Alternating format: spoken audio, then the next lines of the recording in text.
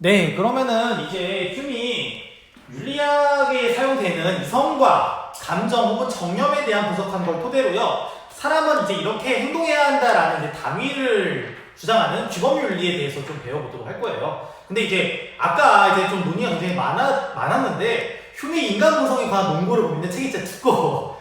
이 두꺼운 것들 중에서 윤리학과 관련된 내용이 있는 엑기스와 알키스만을 뽑은 게 그 정도가 되는 거예요. 진짜 그런 점에서 진짜 공부의 세계는 끝이 없습니다.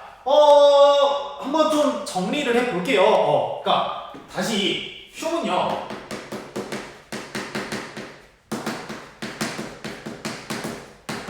인간학에서 시작을 한다. 인간학에서. 다시 인간학이라는 것은요. 인간을요. 분석하는 거예요. 뭘 기반으로? 감각을 기반으로. 그래서 그 퍼셉션, 번드러브 퍼셉션 이야기 했잖아요. 감각을 통해서 분석해보니까 흔히 윤리와 관련된 것에는 이성과 감정이 있는데 이성은 그것에 대해서 아무런 사실을 제공하지 못해. 행위를 산출하지 못해. 행위 산출하는 것은 그렇게 해야 하겠다고 느끼는 감정으로부터 나온다. 근데 이 감정에서 나오기 때문에 도덕 또한 감정에 대해서 정해져야 되는데 이 도덕에 대한 것은 모든 사람들이 시인하는 감정과 사회적 시인의 감정과 사회적 부인의 감정이 곧 도덕을 결정하는 것이다. 근데 사람들은 도대체 뭘 보고 사회적 시인을 하느냐? 주로 공리를 산출하는 것에 대해서는 사회적으로 시인하고요. 공리를 산출하지 못하는 것에 대해서 혹은 공리를 감소시키는 것에 대해서는요. 사회적 부인의 감정을 갖는다 라고 좀 정리를 하면 될 것 같습니다. 근데 뒷페이지 넘기면요. 흄의 단두대라고 해서 좀 나와 있거든요. 흄즈 단두대 영어로 뭐라고 합니까? 길로틴라고 해서 프랑스 대혁명에서 그 루이 28세가 그 잘린 그 단두대라고 이야기를 하죠.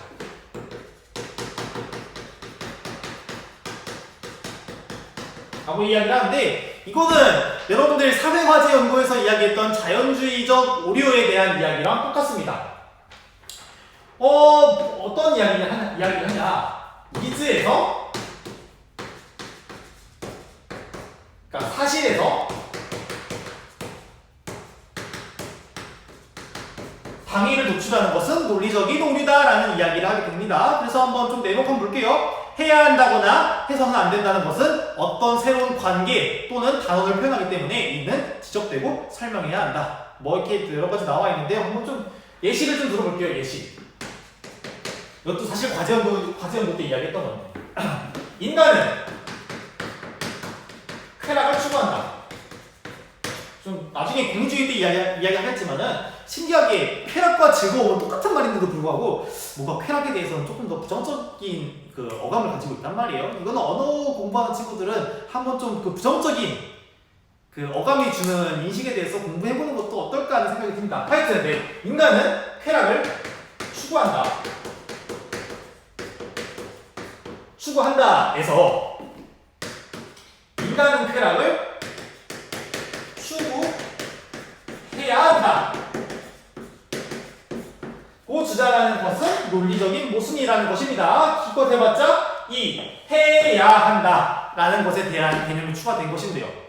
뭐 조금 이렇게 와닿지 않을까봐 이렇게 되는 거예요. 동물은 그러니까 인간을 포함한 인간은 10시에 잔다. 따라서 10시에 자야 한다. 10시에 잔다, 10시에 자야 한다는 말이 다른 거지. 다시 정리해보겠습니다. 그럼 이거는 흄의 이성과 감정에 대한 구분과도 다시 연결이 되는 거죠. 왜? 잔다는 사실은요, 이제 뭐, true와 사실과 진실과 거짓과 관련되어 있는 거예요. 진실과 거짓과. 근데 이 당위는요, 진실과 거짓이라기보다는 옳음과 그 라이트라고 할게요. 라이트, 그 다음에 롱이라는 그름.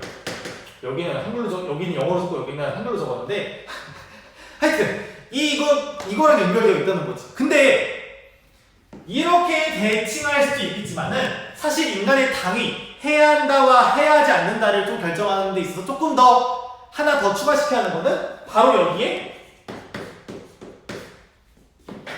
의지가 추가된다는 것이고요. 의지가 추가된다는 것이고 이 의지는 할 수도 있고 안 할 수도 있어요. 근데 사실과 이것이 사실일 수도 있고 가짜일 수도 있다? 에이, 근데 그거는 이성으로 생각해보면은 판별되는 거 아니야? 아니, 이야기 되는 거예요. 그러니까 그런 점에서 이 사실과 당위는 구분되어야 한다라는 것이 이제 흉의 이야기가 될 것입니다. 그러면 다시 이제 이 흉한테서 이 옳고 그름은 다시 뭐랑 관련이 되겠죠? 옳다고 느끼는 것, 그르다고 느끼는 것, 감정과도 또 연결되지 않습니까? 그러니까 이제 흉의 메타윤리와 흉의 규범윤리 혹은 흉의 윤리학은요 어디까지나 계속 밀접하게 연결되어 있다는 거 알아두시고요. 그러면은 이제 흉의 규범윤리에 대해서 좀 알아볼 텐데요.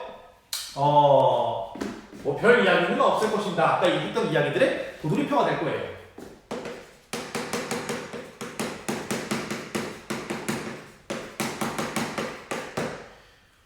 흉이 분석한 걸 토대로 우리는 그렇다면은 어떻게 행동해야 되는가에 대한 이야기를 하게 되는데요. 그런 점에서 먼저 첫 번째 도덕의 두 가지 조건에 대해서 이야기를 해요.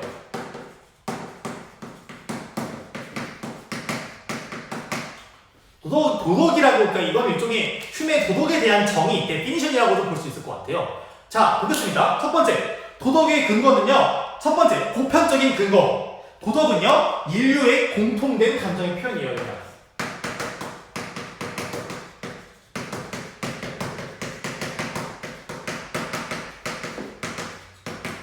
조금 이제 사람들과의 관계를 맺는 관계 속에서 우리가 어떻게 행동해야 되는지에 대한 것이 도덕에 대한 이야기다 보니까 사람들이 똑같이 감정 느낄 수 있어야 한다는 거죠. 그리고 공통된 감정의 표현이면서 보편적으로 적용되어야 한다.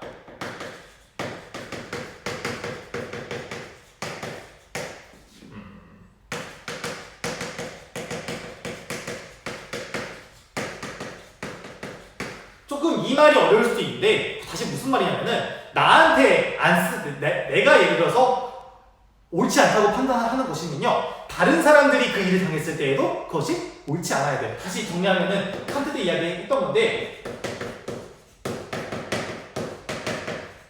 내로남불하는 식으로 느끼면 안 된다. 라는 것을 좀 정리할 수 있겠습니다. 그 관련된 이야기는요 그 네모칸에 적어놨으니까요 한번 좀 보시면 되고요. 이제 흉이 이제 그러면은 이 공통된 감정의 표현과 모든 인류한테 보편적으로 적용될 수 있는 도덕은 감정이니까 그 감정은 뭐냐에 대한 질문이 할 텐데 아까 다 이야기했던 거예요. 이것들을 추적하는 게 뭐냐? 바로 인류의 감정이다.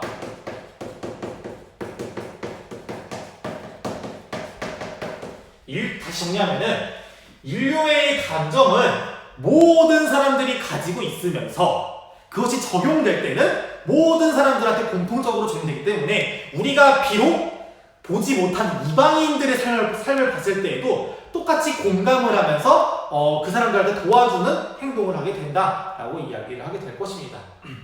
그래서 이 흉이랑 좀 비슷하게 이제 이야기 되는 게 여러분들 피터 시모도 이야기하고 맹자도 이야기하는데 측은듯이 우물에 빠지는 아이를 보게 됩니다. 우물에 빠지는 아이를 보게 됐을 때 우리는 도와주려고 해요. 누가 그냥 잘 죽어 라고 하겠어? 적어도 그냥 어떡해 도와줘야지 뭐 저기야 119요 라고 전화할 수 있다는데 그 감정이 인류의 감정이라고 보시면 되고요. 그 다음에 내가 이 인류의 감정을 분석했을 때 모든 사람들이 그걸 느낄 것이고 그 애한테에 대해서도 그걸 느낄 것이다라는 게 내가 모든 사람이 느낀다. 공통된 감정의 표현. 다른 이방인한테도 적용된다. 이 모든 인류에게 보편적으로 적용된다. 라고 좀 생각을 하시면 될 것 같습니다. 그리고 그 감정을 정리하면 인류의 감정이라고 볼 수 있을 텐데 이 인류의 감정은 어떤 것이냐? 이게 여기 궁극적으로 적어놨었는데 인류의 감정이 기반이 되는 것은 공감이에요. 내가 느끼는 감정을요 다른 사람들은 똑같이 느낄 수 있다. 그리고 내가 직접 그걸 체험하지 않더라도 딱 보는 것만으로도 다른 사람들의 감정이 나한테 이입이 된다라는 것에 대한 이야기인데 이 공감은 특히 도덕과 관련된 공감은 흉흉하게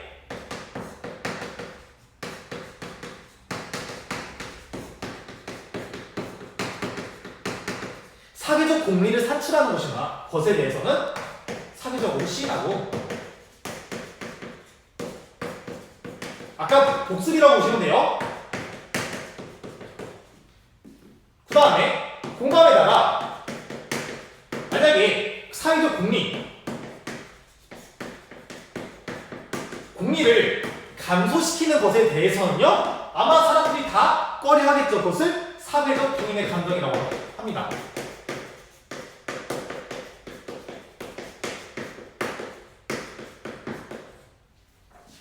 그리고 혹시나 좀 여담으로 알려드리자면 이 유틸리티라는 단어를요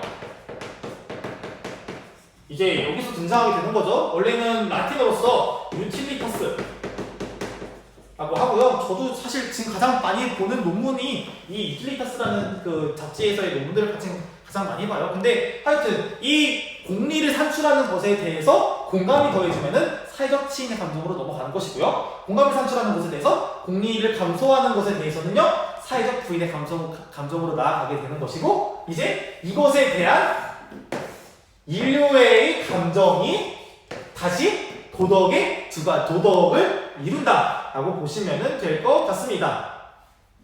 뭐 가번, 나번 다 이야기가 되어 있는 거고 그 다음에 동그라미 2번 사회적 공리는 도덕의 감정의 시인의 기초다. 따라서 도덕은 도덕적 감정이 시인하는 것 그 다음에 혹은 감정이 부인하는 것을 좀 포함한 게 되겠죠. 4번 도덕적 시인의 기초로서의 공리 인류의 감정은 사회 전반에 이익을 산출하는 능력 또는 성향을 지닌 것들만을 시인하고 그렇지 않은 것에 대해서는 부인하겠죠. 4번 옳고 그름의 기준으로서 공리 공통의 이익과 공리가 피할 수 없는 옳고 그름의 기준을 나온다. 어디까지나 이 공리를 산출하는 것인데 조금 더 좀 여기서 애매한 입장을 나서 확실하게 공리주의자다라고 하기에는 좀 아직까지는 애매합니다. 공리주의자가 아직 이때는 형태만 그래서 제가 여기 보면은 맹아라고 적어 놓은 거지만 명시적으로 공리주의를 주창하지 않았다라고 이야기를 하는 거고요. 이제 조금 더 정리를 하면은 공리를 준다고 느끼기 때문에 느끼기 때문에 그것이 이제 옳다고 판단하는 거고 사회적 공리를 산출하지 않다고 느끼기 때문에 그것이 이제 그르다고 판단을 하는 것이겠죠. 근데 이제 조금 더 흉이 어떻게든 그 감정을 중시했지만은 그 느끼는 것은 아마 모든 사람들이 느끼는 것이다 라고 이제 좀 이야기를 하게 될 것 같아요. 네.